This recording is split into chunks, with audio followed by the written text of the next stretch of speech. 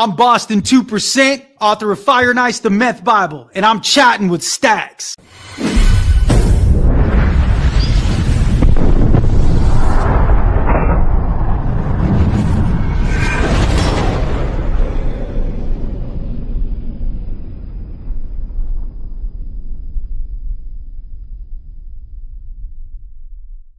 Welcome to this episode of Chatting with Staxx. I'm your host, Bill Staxx, and today I got Boston 2%. The SWAT team surrounded the house. Like, I took his phone and moved it so it was out of his reach. I was out of my mind. This is all stuff I had to do work on and live with. I mean, this is crazy. I didn't hurt him.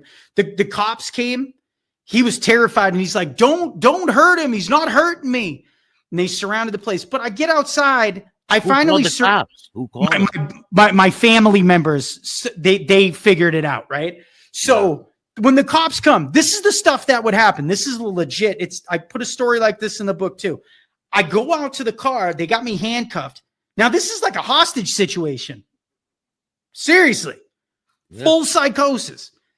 I get in the back of the cop car. One of the cops goes into the house. He gets me a Pepsi, right? Which I thought was a sponsor in the movie. It's wild. And he gets a bag of gummy bears off the counter and he's feeding me gummy bears and Pepsi in the back of the car. And I'm like, this has to be a movie. I'm like, what cops do this? I'm like, this is great. I can do anything. Stupid stuff. Then they dropped me at the hospital. I was out in 3 days with no charges. Wow. Fact. So what happened? You go right back home? I went right back home. Every 3 days now, my dad's missing and stuff. Every 3 days, they're putting me in the hospital. I would be doing some big scene somewhere. They would arrest me. Every 3 days, they put me in the local mental hospital at the hospital, and then they would just kick me out. Now, I didn't know this at the time. Every time that you go in there, I heard they get like 10 grand. For a 72-hour psych hold. So it's just this constant. The mental health system in the United States of America is absolutely broken. The drug and alcohol treatment center industry in the United States is absolutely broken. I should have gotten help way before the big event happened, right?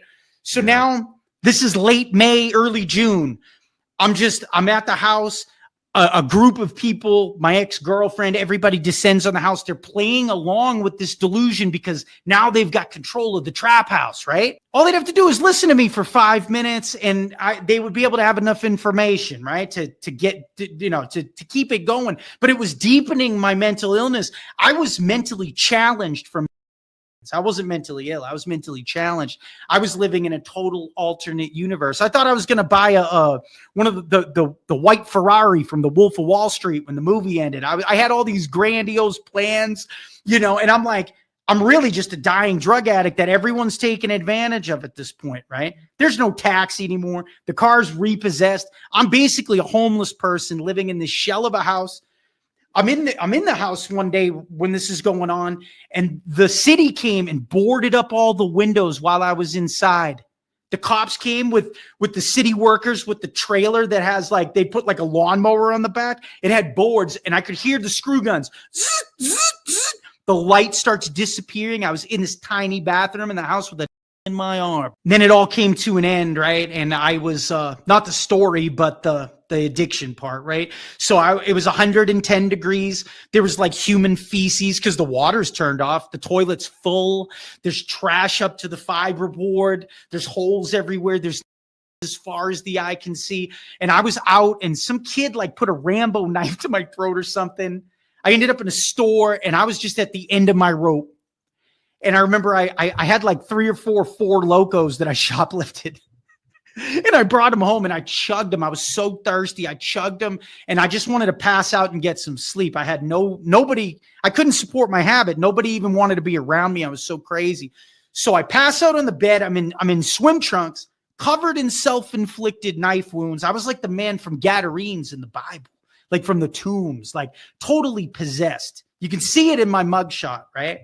And I wake up and I look over and there's this ratty old nightstand or whatever somebody had brought in. And there was a big butcher knife. It looked like something you'd see in Aladdin, but it was all covered in rust and everything.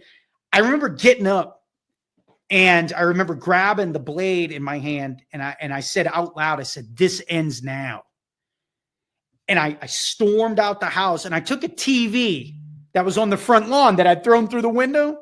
It's been there for like months at this point. I took it and I threw it over my neighbor's fence because I thought they were in on it too. And I was just pissed at everybody in on this movie delusion, right? So it hits the house and I storm around the block. Now I'm stoking down the street looking like an absolute maniac. And I walk across Weber Road in Corpus and I went into this fast food restaurant. Customers inside of a local McDonald's. Police were called to a McDonald's on Saratoga near Weber just last night to the report of a shirtless man inside holding a knife and yelling at customers. And he also took food without paying. The man was arrested after officers were able to convince him to lay down his knife. And after the incident, luckily, no one was hurt. But that man has now been identified as 36-year-old Patrick Christopher Durkin. He's charged with robbery and aggravated assault with a deadly weapon. Police say that he tried to force his way into a nearby home earlier in the evening, and then he'd actually broken into another home where he stole a flat screen television. And I opened the door and I didn't even really step in. I put one foot in and I said, this is not a robbery. Everybody get the fuck up out of here. And there was like some people and 4 employees. They ran out the back door and I threw the knife on the ground and I walked around the counter and I got me a burger and I poured me a Coke and I sat down and waited for the police. See, this was a self-inflicted arrest. This was a cry for help after being failed. Like the months leading up to this, I tried to get into treatment twice. There was only one state-funded treatment center in that area. I ended up working there later on after this all unfolded, but I couldn't get a bed. And I was so mentally ill, they wouldn't have been able to help me anyway, right? I tried to get help, and I was arrested so many times for public intox, so many trips to the hospital. I mean, that's all in my medical records, right? So the system failed me. I was at the end of my rope. It was a cry for help. So this cop comes up the drive. You know those big windows in the McDonald's? Yeah. So I'm sitting there at the table. I take one bite and I see this dude with a 12 gauge and he pumped that thing and he's walking up. I had that gun put in my face, Bill, and I'm telling you, it was nothing compared to this. Like I looked through the glass as he was coming up and I could feel this man wanting to kill me. I was like, I'm going to be unalived right here. I jumped on the floor, and as he opens the door, I just screamed, I'm not armed. I'm not armed. Later on, he's putting me in the cop car, and he told me, he's like, someone called in an active shooter. That's why the news report says I was breaking into houses. I threw my TV and hit my neighbor's house. I never tried to break into their house. Police say that he tried to force his way into a nearby home earlier in the evening. Yeah. And later, I was never charged with that. That was just misinformation by the police. I got charged with aggravated armed robbery in the state of Texas. 5 to 99 on that charge, Bill. 3 counts of aggravated assault with a deadly weapon. 4 charges total. Those are 2 to 20 each in the state of Texas. 156 years stacked, and they wanted to give me 15. It was my first felony arrest ever. And they never came with a deal, nothing. I was crazy in jail for 8.5 months. I know I'm cruising through this story, but I got to get through all these parts, okay? So I'm in jail. I got no now. I'm in jail, right? And I'm so crazy. I think that I'm performing now for the cameras that are in the jail. I think all the other inmates are actors. I mean, I'm acting a fool, man. Like they kind of your mind state isn't getting better at all. Like it's not like slowly coming back to you. Nothing. I got worse. I started to believe that I had cameras hidden behind my eyes that could see what I could see. This is months in. Okay. That's where I started reading the Holy Bible. I was having jaw-dropping moments with Christ and the devil when I was out on the street, all the way back, like jaw-dropping moments. I was in this spiritual battle for my soul, man. I fully believe that. I remember standing in the trap house kitchen one night, and I remember being at this crossroads moment where I could choose God above or the devil beneath, but whatever one I chose, I was going to go all the way with, and I started walking towards God. That's why I thought the movie Delusion was like God-themed, and I became like this good guy character that was waging war against this evil Hollywood machine. It's in the book in detail, so it would all come full circle. I described it pretty well in the book, but that's what addicts go through, that type of insanity, right? So I start reading the Bible in jail, and I read the whole New Testament 3 times while I was there. I read the book of Job and some others and everything, and that's where Christ really started to weave into my heart. And I was crazy. Like, he will meet you right where you're at in the depths of hell. Like I was that lost sheep that was way out in the field. And I wrote it because so vile to show people that if you're going through drug, sex, and pornography addiction, prostitution, whatever you're going through in that life, you're not too dirty for Jesus Christ, right? He wants everybody. It doesn't matter. He wants everybody, and he's fully able and willing to meet you right where you're at. You don't have to be cleaned up. Like God met me on the bar stool. He met me in the burning confines of a taxi cab. He met me in the trap, and he kicks down trap house doors and chased me down. And it was an experience, right? And that's what I pray for all addicts, is an experience with God. Because when you're so far gone, I failed in the programs for 15 years. And I needed a tap from God. It was the story of Nebuchadnezzar in the Bible, in the book of Daniel. It blew my mind when I got out way later on and I'm reading through it. And there was a prideful king. He goes crazy and he's healed. And whatever he experienced in between that they don't talk about, it made him a believer in the one true living God. And that's my story, right? So I'm in jail.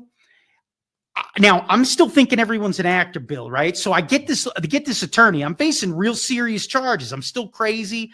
I'm wearing like a mohawk to court. The judge is laughing at me. So I get this guy. He sits down in the booth and we're through the glass. This dude looked like Martin Scorsese, Bill. And I'm thinking he's one of the actors from the movie. I'm like, who's this quack they sent me, right? I'm like, I was about to fire the guy. I was like, I'm going to defend myself in the courtroom. Yeah. I go back to the pod. These guys go, who's your attorney? And I told them this dude's name, and I might as well have said Johnny Cochran. They were like, you're kidding me. Unbeknownst to me, God had given me a pathetic, homeless drug addict who's completely out of his mind, the number 2 pay attorney in the entire city of Corpus Christi, as my public defender that I won in a lottery. Like pro bono, right? Pro bono, baby. Yeah. And my case would have been about $50,000. He told me. He stayed with me 18 months.